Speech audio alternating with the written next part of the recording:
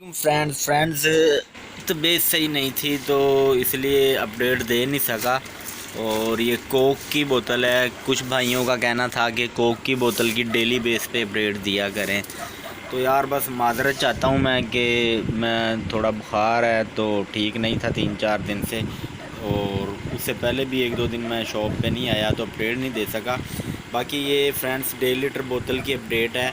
आज ही मैं अभी लेके आया हूँ ये बोतल, और 620 रुपये का एक पैट हमें मिला है। और 620 को अगर हम तकसीम करें 6 पे तो 103.33 पैसे की हमें बोतल पड़ रही है। ठीक है, अब आपकी मर्ज़ी, आप 115 की सेल करें या 120 की सेल करें। 110 की तो बारे में आएगी नहीं, लेकिन 115 120 आप ये इसको सेल कर सकते हैं।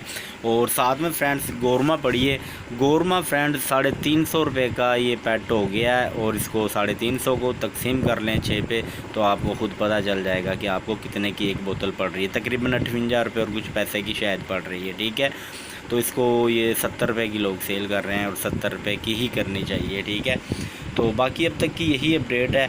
और भी ऐसी अच्छी अपडेट्स के लिए हमारे चैनल को सब्सक्राइब कर लें, और इसके साथ जो बेल का आइकन है इसको भी लाजमी क्लिक करें, ताकि मैं जैसे ही कोई न्यू अपडेट दूँ तो उसका नोटिफिकेशन आप लोगों को मिल जाए।